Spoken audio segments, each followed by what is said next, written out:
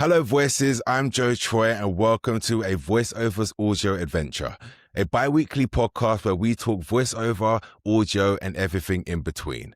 My guest today believes that being a great voiceover isn't enough. You have to be a great business owner too. He's an award-nominated voice actor, podcaster, and marketing coach. And through his company, VOICEOVER'S, he helps voice actors channel their entrepreneurial spirit and build businesses that last. Please welcome to the pod the man himself, Mark Scott. Hello. Hey, thanks for having me. This is great. Yeah, thank you for being here. It means a lot. I know you're a busy man. You got a lot of things to do, so it means a lot. First and foremost, I wanted to have you on this podcast because your name has always been in my peer group. When I started in this industry about 7 years ago now. And whenever we have marketing problems or questions, we always reference your resources. So it's nice to have you here firsthand, just to speak with you and see how you create your content and how you work, actually. I feel because we don't know. So it's nice to have you here. And obviously you have a wealth of experience where you've seen a lot of changes in the industry, from the marketing side, the business side, and the acting side. So yeah, I'm excited to speak with you today. As the marketing guy, I don't know if sometimes it's a good thing, sometimes it's a bad thing, just because there's a lot of voice actors that really, really don't love the marketing side of things. So having that association isn't maybe always the greatest thing, but I actually do really love being able to help people on that side of things, because I do think that it's a really important part of the game now. I mean, do I think that you can go out and get an agent and build a career exclusively on the back of an agent? I mean, I do think there's a, small percentage of voice actors that are going to be able to do that. Do I think that is the reality for most of us? No, I don't. And so if it's not, then how else are you going to create opportunity for yourself? I mean, that's the question, right? And so then direct marketing is a piece of that puzzle, I think. Yeah. But you started in 2011, is that correct? My first year full time would have been 2012. So I started doing voiceover. I mean, I started doing it in my radio career, which started in the mid 90s. I just didn't know that that's what I was doing at the time, right? Yeah. You voice commercials when you're at the radio station or whatever. Yeah. I signed up for Voice 123 and voices.com, I think originally around 2008. So I started intentionally doing some voiceover work on the side at that point, just, supplemental income type of thing, not really with a grand vision of turning it into a full-time career or anything like that.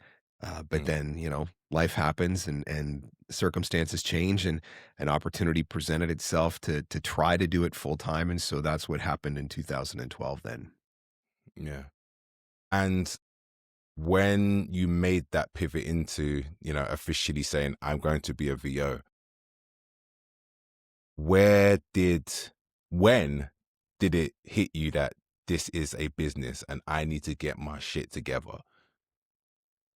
Yeah. I mean, I was doing okay on the online casting sites at that point. And I would say those sites operated a lot differently back then. They were a lot easier to use. And I don't think there was near the level of competition on the sites at the time either. And so I think that was certainly a factor. But I got to a point where I'm thinking, okay, there are people who are going to go out and they're going to find voiceover. They're going to use agents to get voiceover work, right? They're going to use agents to, creative agencies are going to work with voiceover agents who are going to hire, voice actors to do the casting process for voice actors. That type of work always going to be there, large scale, union, large national commercials, all that sort of stuff. And there's obviously a percentage of people who are using online casting sites as a way to seek out voice actors and to be able to hire voice actors for their projects. And so it was one of those things where I thought, okay, there's probably a whole bunch more people out there who are doing this, who aren't using agents, or they're not familiar with online casting, or maybe they aren't really sure where to go and find a voice actor, and how can I get connected with those people directly and establish a relationship with those people directly? And so that was the question that I started to ask, which sent me down this road of, okay, how? Like, what are the logistics of that? Because I didn't really know at that point, Yeah. right? And so research took a lot of different shapes and forms. I did online schools, online classes through a community college for introduction to entrepreneurship. I did a lot of reading, sales, marketing, small business books on entrepreneurship. I took some courses. I went to a marketing conference. Like, I was just trying to figure out how that whole thing came together. And over the course of a few years, through trial and error, I just started to put the pieces of the puzzle together for reaching out and making connections. Like, when I was reaching out in the beginning, when I really first started actively marketing myself, probably, 2011, 2012, wasn't getting a whole lot of traction from it initially, but that was because I was mostly terrible at it. And so as I got better and I started to get some traction, putting into practice all the things that I was learning, I was able to sit down and look at it objectively now and say, okay, what am I doing? What's working? What's not working? Let's stop doing the things that aren't working or look for ways to improve them. Let's double down on the things that are working. How do we scale that up and keep going? And part of what I was doing through that process was I was writing a blog, and I was writing the blog because I had read a book, a marketing book from Gary Vaynerchuk. A lot of people are familiar with Gary V. And, he said, write a blog. And I'm like, okay, well, if Gary V says write a blog, then you write a blog. And so what am I going to write about? So I started writing about everything that I was learning. I was literally just blogging my journey of, here's what I did wrong and here's how I fixed it. Here's what I tried and worked. Literally just blogging my journey. And I did that for several years. And that just inadvertently turned me into a quote unquote expert in marketing from a voiceover standpoint, right? I thought I was doing it to build up SEO and create voiceover opportunities for myself. But what it actually did was it made me look like some marketing expert who people started coming to and asking for help. And that was certainly never part of the original intention, but it's, you follow the breadcrumbs where they lead, I guess. Were there many people doing that back then? Because now everybody literally has a platform, look at this podcast here. But, back then, was it like that? No, I think Ann Ganguza had a blog, and I was connected with Ann, and I was learning a few things from her. Dave Courvoisier was a voice actor who had a blog, Voice Acting in Vegas. It was one of the OG blogs, so to speak. Paul Strickwerda, a lot of people are familiar with Paul, Nether Voice. Like, there was a couple of voice actors who were doing it, but they weren't specifically writing about the marketing side of things. They were just more, generalized voiceover blogs or whatever, which again was part of the reason why I chose to do what I was doing, because I was learning all this stuff about business and entrepreneurship and marketing, but I wasn't learning it from a voiceover perspective.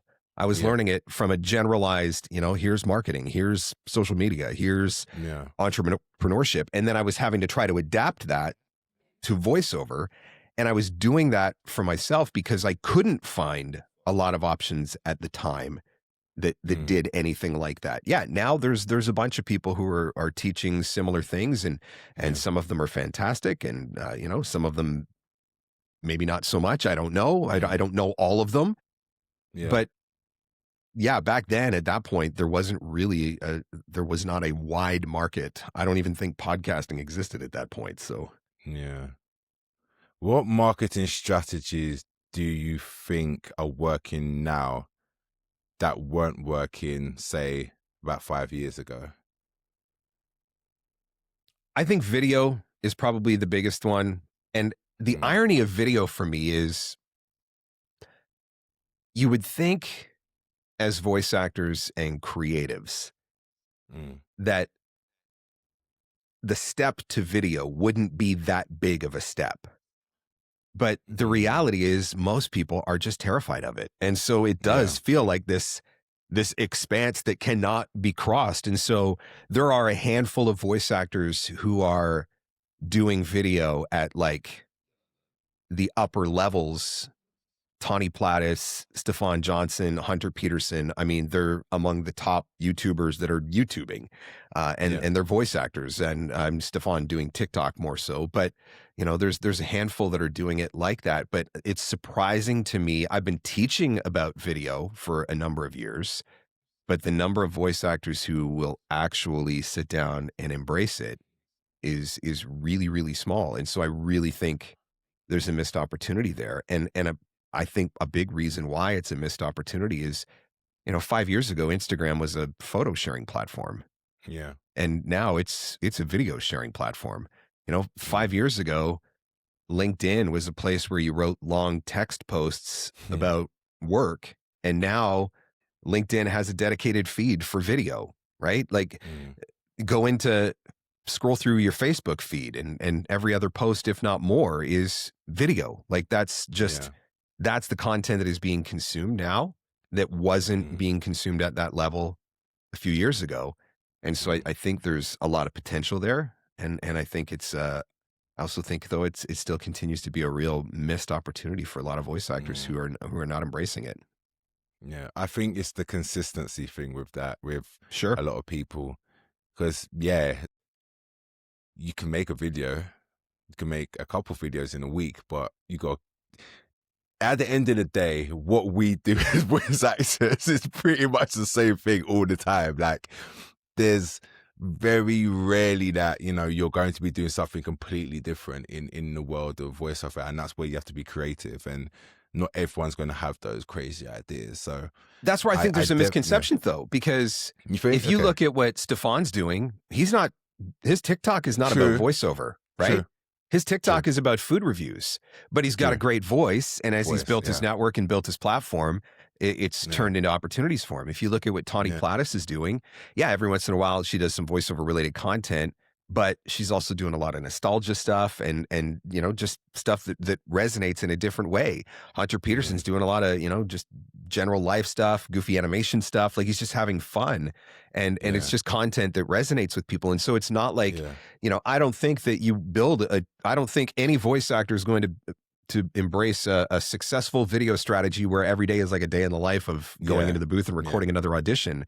I think the opportunity comes from finding something that you're passionate about and dedicating a certain amount of your time and your skill to that. And as you build your audience, it stands to reason that probably somewhere in that audience, there's going to be people who are decision makers, buyers, or whatever. And I think the other misconception with video too is, you know, I got to get millions of views and have millions of followers. And I don't think that's the case at all, because I've also seen people who have relatively small followings, comparatively speaking, you know, a couple thousand people on Instagram, 5,000 people on the high end on Instagram. But if you have those followers in a very dedicated micro niche, then there are people out there who would rather work with you than work with somebody who's got 100,000 followers spread across, you know, who knows what interests, genres, niches, etc. And so I think that's the other side of it, is that it's not even, you know, you don't need to have 1 million views to make this work for you. I mean, does Stefan? Yeah. Does Hunter? Yeah. Does Tawny? Yeah. But you don't have to. I mean, I've got a YouTube channel where I'm creating some content now that is just me demonstrating my skills as a narrator, or I hope that's what it's doing anyway. And I mean, I've had, I don't know, 50,000 or 70,000 total views or something like that over the last year, which is not a ton. You know, a lot of people get that on one video, but it has resulted in some people reaching out to me because they're seeing the content. And so then to me, ultimately it becomes worth it. So, but consistency, I mean, you said it earlier, right? Consistency is the biggest thing, right? I got to make a video every week. What are you talking about? I got to make a video every week, right? Yeah. Is cold outreach still a thing? And the reason I say that is, from naturally the progression of voice actor is, in the beginning, you don't know anybody. So every day feels like a win. You're getting replies, you're getting jobs. Years down the line, you basically know everyone, or you think you know everyone. Those emails start to go out a bit less. You start to, you know, see the same people around, but you know you still have to do it. So how does the cold outreach work for somebody that's been around for a while to get new work? I think at that point, the cold outreach is what happens in the beginning, and I think that's also what happens anytime you're reaching out to a new lead. And to be honest, I don't think there's any voice actor who has ever fully exhausted all of the potential leads that are out there in the world. But I also do think that when you've been doing your marketing for a while and you've been reaching out to a lot of people and you've had those replies and you've made some of those connections, now what you're doing is you're maintaining relationships. You're not doing cold outreach. And so there's a different mentality that comes into that, and there's a different approach that comes into that as well. Because half of the battle in getting hired is just being the one that they're thinking about at the time they need that job. I mean, I get booked just because I'm there sometimes, right? It's not even that they, sometimes they don't want to go through a casting process. Sometimes it's just like, hey, you know what? I need this thing He's done. reliable. We know what he does. And they tell you, they're like, it's actually really great that you just reached out right now because I need this thing done. So why don't you just do it for me? And sometimes that's half the battle. And so there is an element of relationship building and then relationship nurturing that goes into this. And so when you've got a lot of people in your database and you've got a bunch of people who have either they've booked you in the past or they've expressed an interest in booking you, but maybe haven't booked you yet, your responsibility then just becomes, how do I keep myself top of mind with these people? How do I stay in front and center so that when the time comes that they're ready to do something, I'm one of the people that they're thinking about? And maybe they book you, maybe they send you the audition, whatever, but it's just because you're top of mind. And so I think that's a really important part of it. Do I think that there's still a place for all of that? 100%. I think there's still a place for all of that, and particularly cold email outreach. I think every other day there's another coach or influential, I'll use air quotes, influential voice actor who's talking about how, email marketing is dead and cold outreach is dead and why are you doing this anymore or whatever. And I don't know. In the last several weeks, I've worked with 3 or 4 different voice actors who are pulling almost a 30% response rate off of their emails. That does not sound like a dead strategy to me. Like 30% is actually significantly higher than what you're aiming for on average. And so to me, no, I don't think the cold outreach is dead at all. I think there are right ways and wrong ways to do it. And I think that the voice actors who do it the right way, I think can have a lot of success with it. And I think you have to have the other pieces of the puzzle in play too, right? You've got to have a great website. You've got to have great demos. You've got to be able to deliver. But do I think that cold outreach is still an effective strategy? 100%. I still do. Yeah. Yeah. I think that definitely the branding is a big thing that I think VOs do forget about when it comes to the marketing and just showing that you're an actual person. I had somebody that was interested in VO. I helped them with their demos, and they were like, "Okay, I'm gonna make a website now." They sent me the website. Obviously, each to their own in terms of style. I'm not gonna comment on that, whatever. But I didn't see their face anywhere on it, and I was like, why wouldn't you show your face?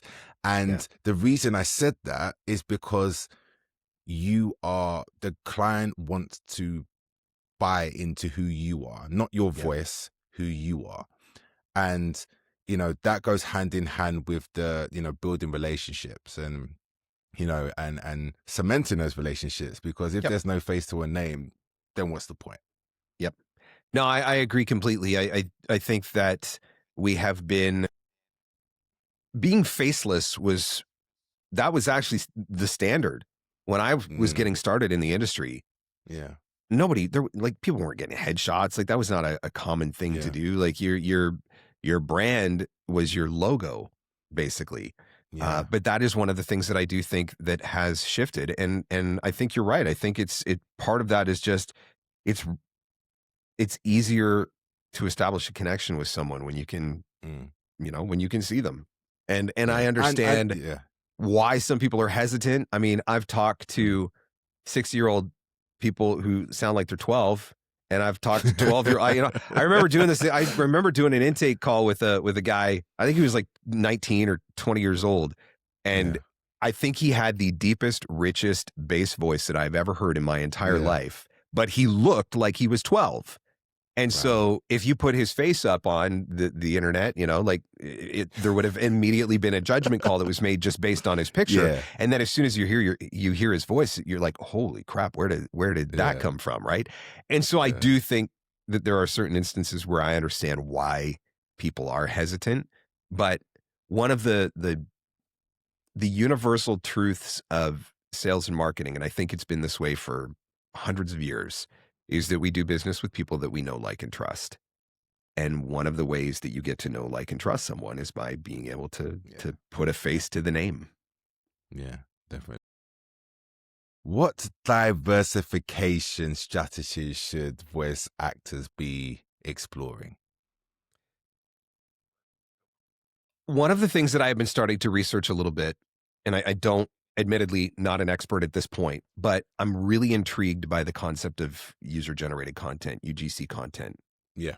And I had a conversation with Cameron and Kelly Buttrick on my podcast at one point, mother-daughter duo, doing UGC content, and they've totally turned that into a completely separate income stream apart from voiceover. And I think it's really connected. I think they're really, like, it's not like voiceover and shoe salesman. Like, you know, they're not worlds apart. Like, they're really in the same space. And this goes back to what we were talking about earlier, where establish even a small micro niche for yourself, because you get known as, you know, whatever, knitting baby scarves, or I don't know, you know, you're woodworking, making bowls, or, you know, doing barbecue, or whatever your thing is, right? You build an audience around that, and then you can leverage that. And so since then, I've had the opportunity to work with and have a couple of conversations with couple other voice actors who have moved into the UGC space. And it's interesting hearing from them and talking to them about how they've made that work. There was one in particular, she was in my mastermind group a couple of years ago, and I every once in a while I would message her, because every single time I played a game on my iPad, she would pop up in one of the commercials. And there were two different things, the two different brands that she was working with at the time for UGC content. And like, just every single time I saw an ad on an app, you know, she was popping up. And so I think that is potentially an interesting place to diversify, to potentially open up a secondary income stream. I'm going to get crucified for saying this, but is there potential to record, license, and leverage an AI version of your voice? It's something else that I've also been researching. Yeah. You know, would I rather get in the booth and do it myself? Yes. Yeah. Are there companies who are going to use AI no matter what? Yes. If they're going to use AI no matter what, then they were never going to hire me as a human voice actor. But if I could get paid a fraction to license my AI voice to them, and I can create a passive income stream for myself, is there a potential there? I think so. I haven't done it yet. I've been researching it. I have had a conversation with a voice actor who's doing it, and you know, they claim they're making almost $60,000 a year completely passively by licensing out their voice. And so I think there is potentially an opportunity there. I also think there's probably, to a degree, a limited opportunity there. Maybe not limited, but I think that the ones who get in early and get established in that space are the ones who have the greatest potential there. Obviously, the big thing there is on the licensing and the usage, and just making sure that you are still protecting yourself and being really strategic. Like, you know, what I want my if I was to create an AI model, would I want it out there just, you know, public free for all? Absolutely not. But if I was reaching out to a company to do e-learning, and I was pitching them as a human voice actor, and they said, well, look, we don't do human, we only do AI, and we will not do human. Could I say to that company at that point, okay, well, would you be interested in having a conversation about licensing the AI version of my voice for your project?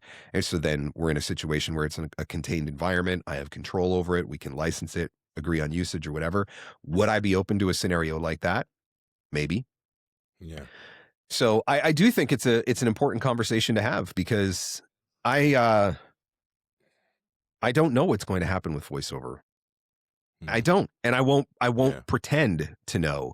Do I think that it's all sunshine and rainbows and everything is going to be all hunky-dory in the end and the humans will win? Probably not.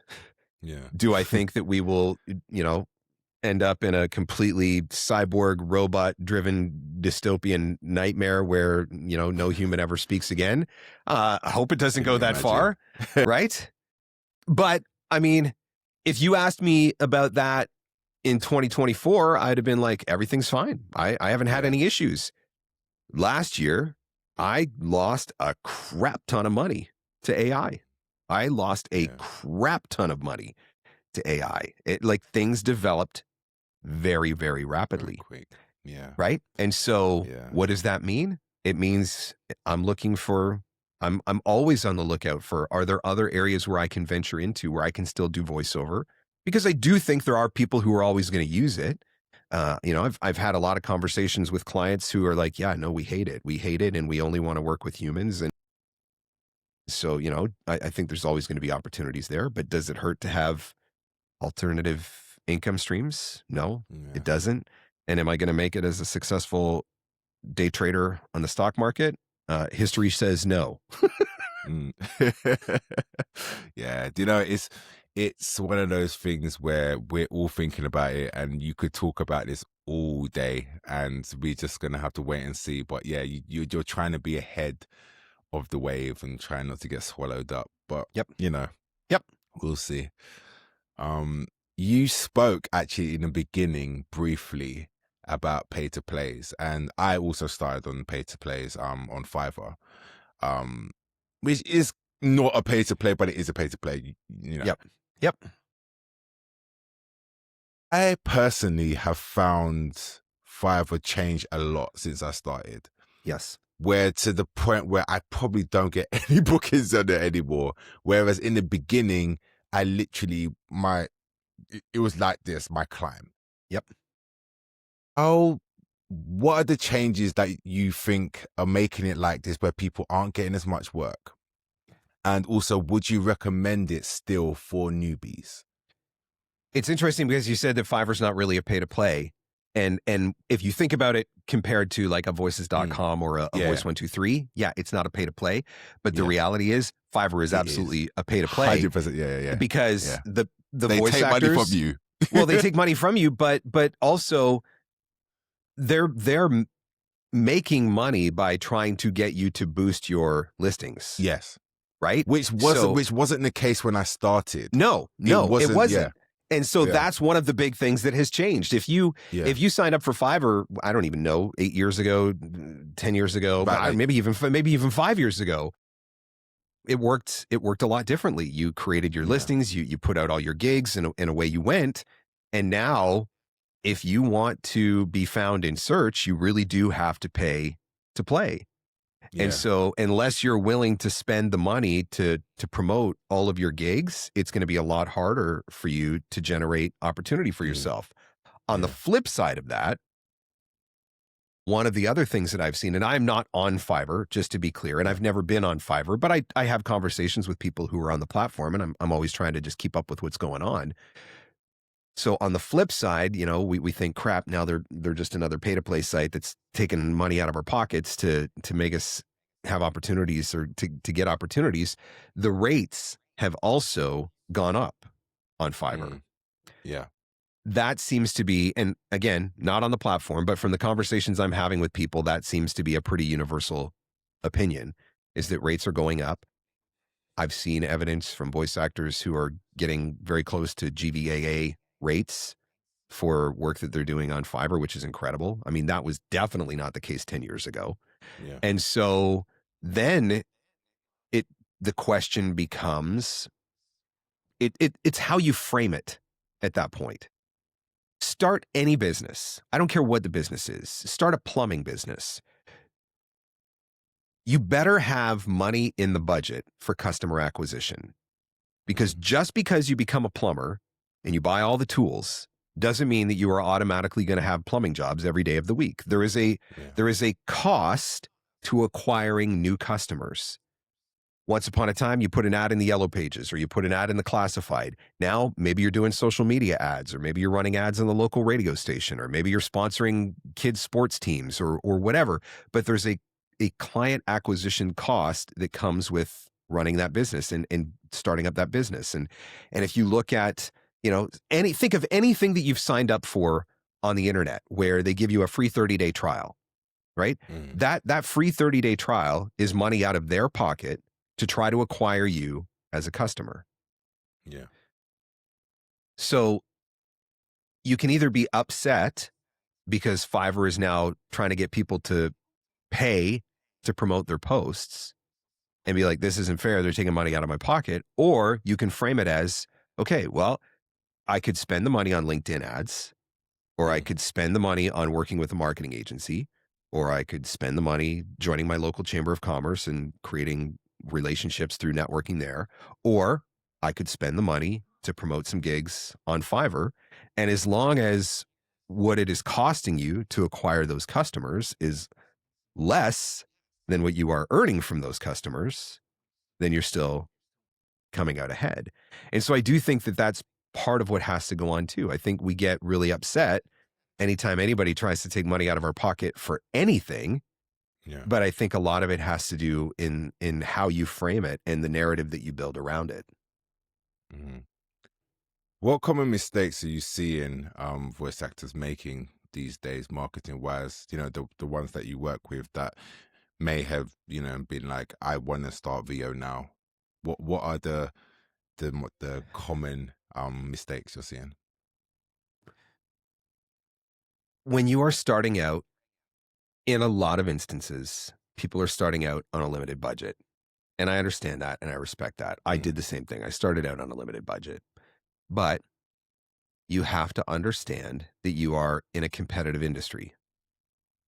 And when you are trying to self-produce your demo, when you're not a demo producer, yes, you saved yourself money because you didn't have to pay a demo producer, but your self-produced demo is still going up against all of those competitive, professionally produced demos.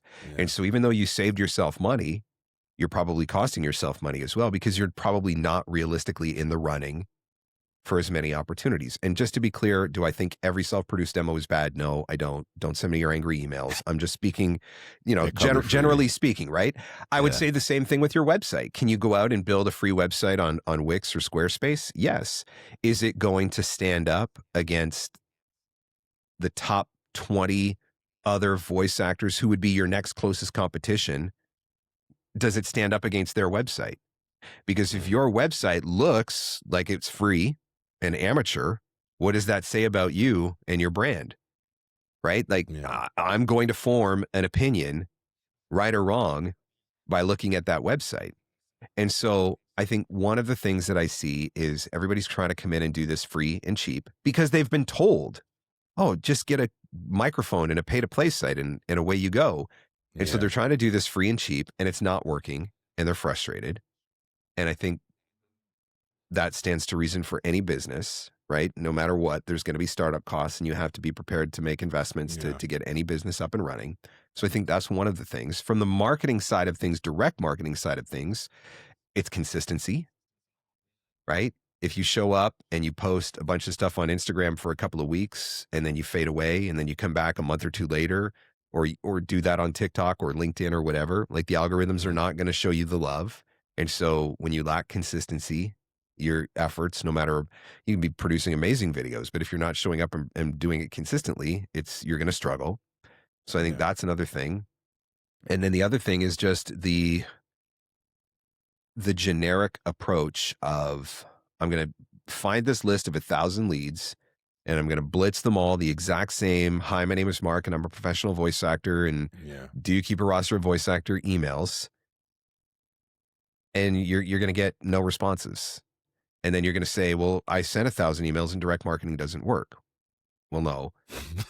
Back to the start of the interview. Form of direct marketing doesn't work. Yeah. But that's easy. That's easy. Yeah. Taking the time to write a more personalized email, that's hard. And that's time. And nobody wants to take time. Nobody has the attention span for it anymore. That's why we all end up on casting sites, right? But then we get frustrated on casting sites because we don't play the casting sites by the rules either. Yeah. Yeah. Do you think there's a big element of luck involved as well? Because a lot of this stuff now that's relevant, you know, you didn't do and I didn't do, but we made it work somehow. And it's like now you can't do that anymore. So what do you do? Like, what is marketing now? Like, it's such a blurred space. I think it really is important that you keep up with the trends. And I think that the longer that you are in the industry, the harder that becomes. Because if you've been in the industry for a long time, and I taught a session on this concept at a voiceover conference in last November at the Mid-Atlantic Voiceover Conference. But when you've been in the industry for a long time in particular, and you find something that really works for you, and you do that thing that really works for you, and you build a business on the back of that thing that works for you, you assume that thing is always going to work for you. And it's really easy to get complacent and settle in and double down on that thing. And it could be a particular marketing strategy that you used. It could be that you had a particular voice or a particular read that everybody was booking that read at that point in time. And one day there's going to be a shift. And if you are not prepared for that shift, all of a sudden you're going to start to notice, I'm not working as much as I used to. I'm not earning as much as I used to. And so you have to constantly be staying on top of what is going on. One of the examples that I like to give, I went through a stretch probably around 2014 to about 2018, 2019 maybe.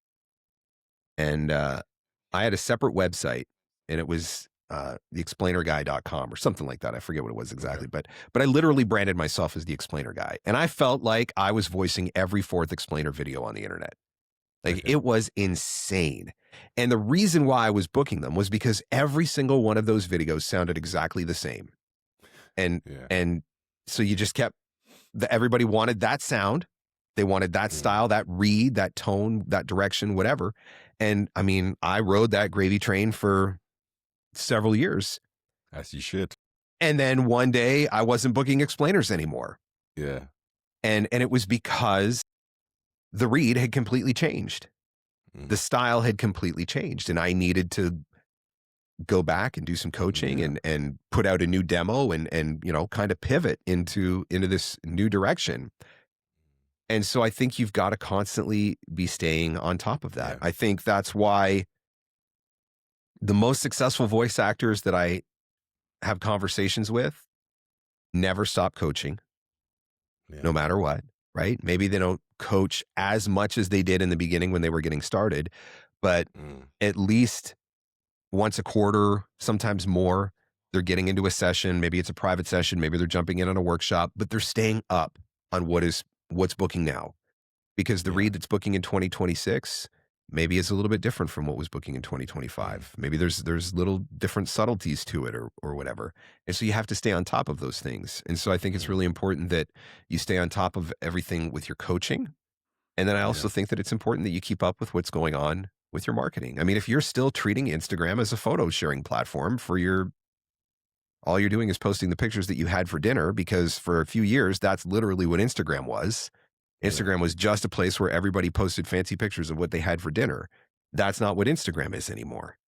And so are you keeping up with what's shifting? Are you using social media the way that it was meant to be used? Are you paying attention to the content that is booking, or that the algorithms are rewarding right now?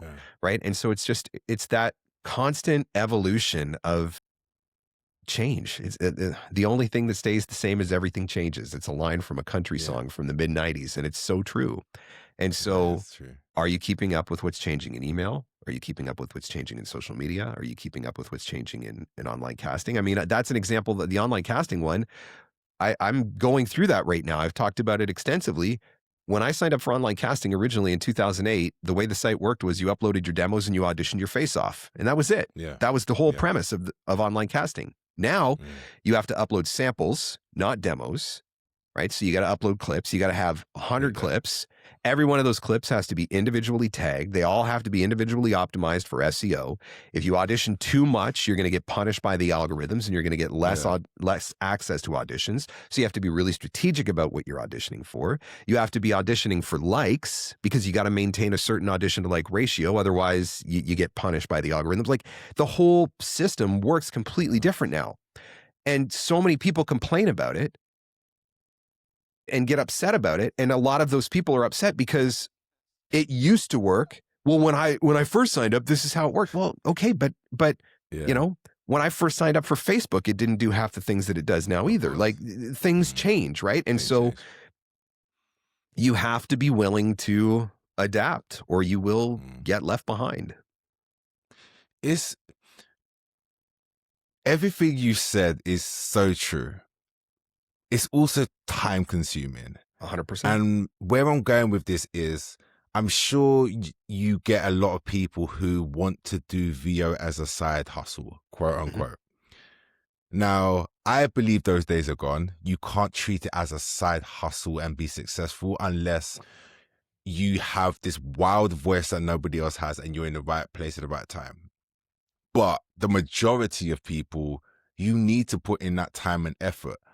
So can you be a VOpreneur and treat it as a side hustle? I think you can, but I think that there are things that you're going to have to do to make it work for you. So some of the people that I know that are doing it, you know, we'll call it side hustle. They're doing it part-time. Look, there are some people who are in day jobs and they love their day jobs. And they just want that creative outlet of voiceover. There are some people who really want to be able to do voiceover full time, but they stay in their day job because they need their health benefits or they're trying to hang on to their pension or whatever, right? I mean, all the circumstances are different. Yeah. Some of the people that I know that are doing it very successfully are working with virtual assistants. And so they've got somebody else during the day who's doing some of the marketing for them or doing the social media for them or whatever. So that when they get home from work in the evening, they can just go into the booth, record their auditions, be done, do the bookings as the bookings come up.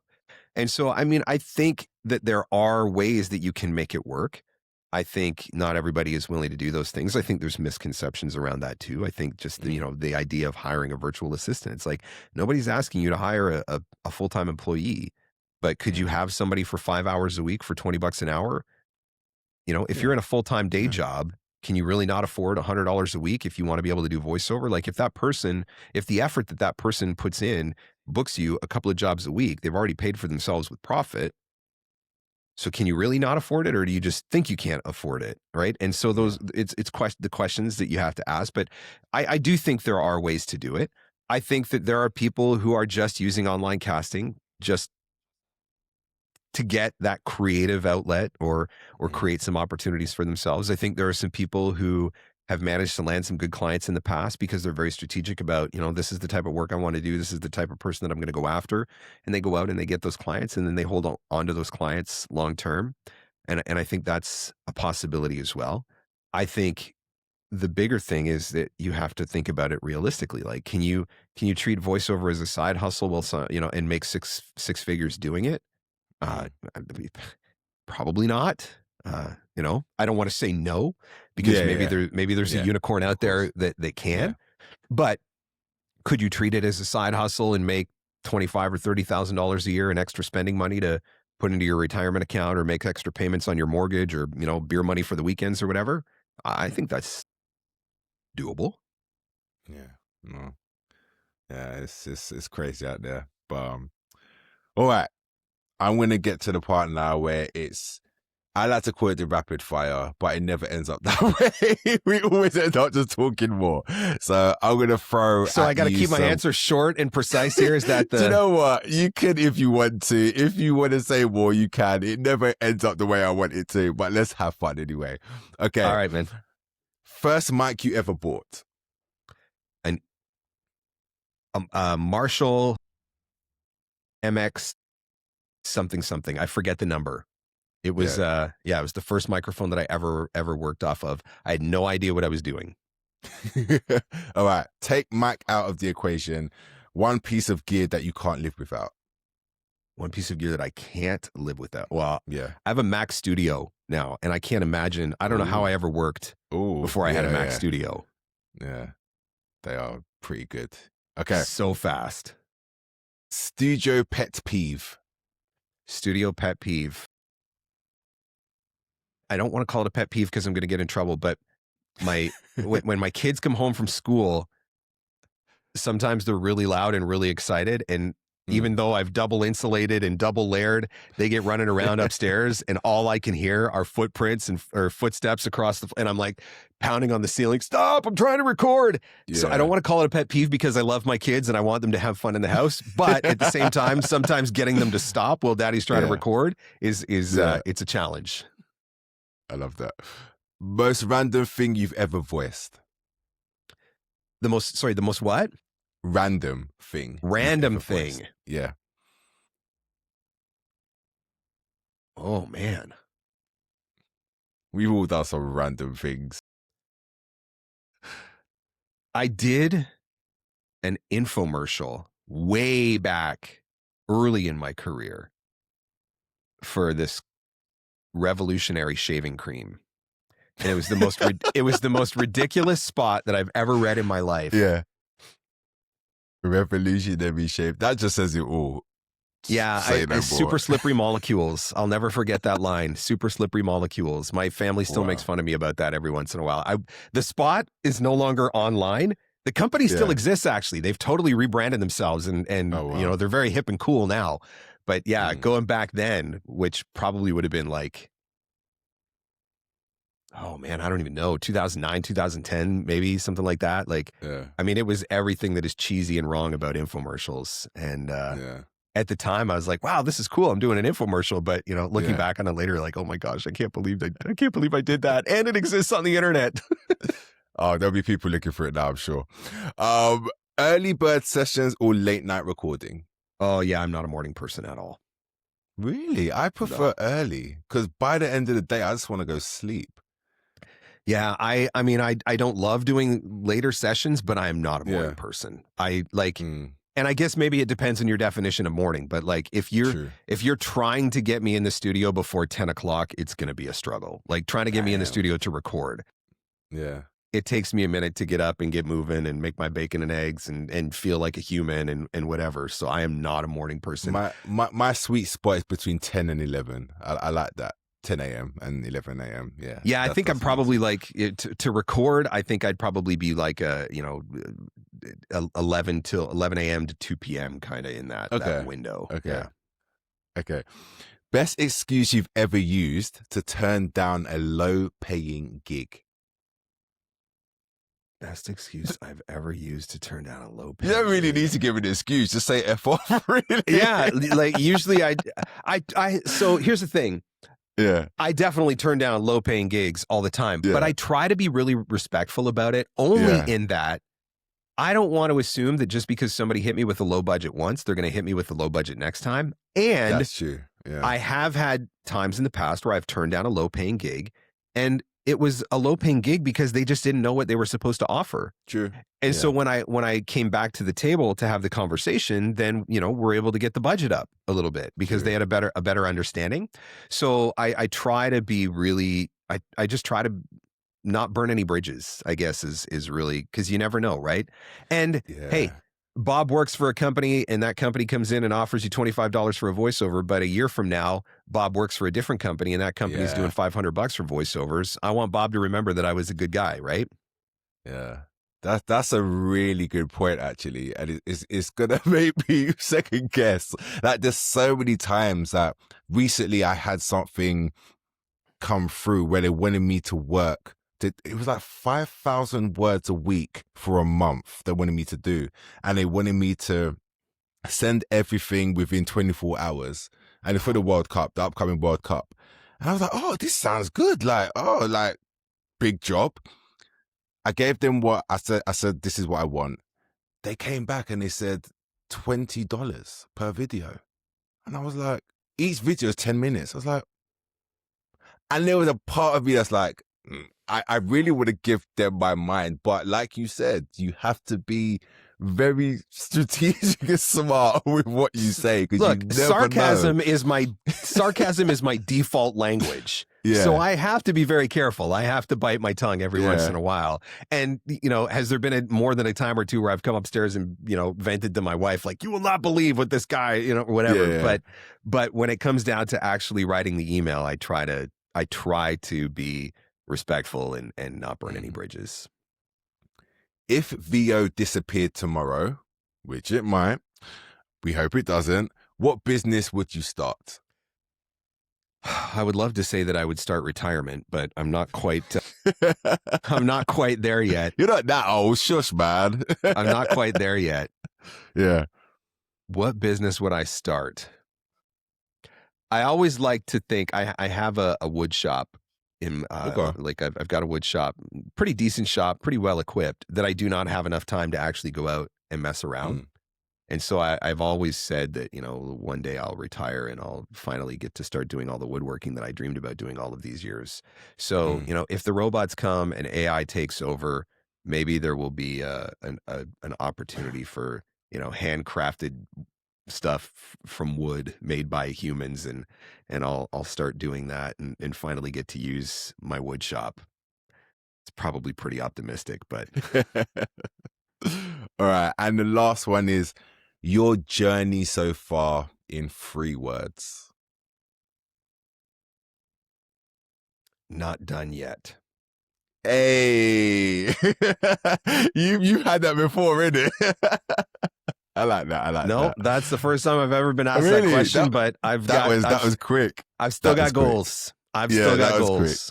I like that. Mark, thank you. Honestly, it's been a pleasure speaking with you. I've had a lot of fun, and you've definitely given me some things to think about. Right on.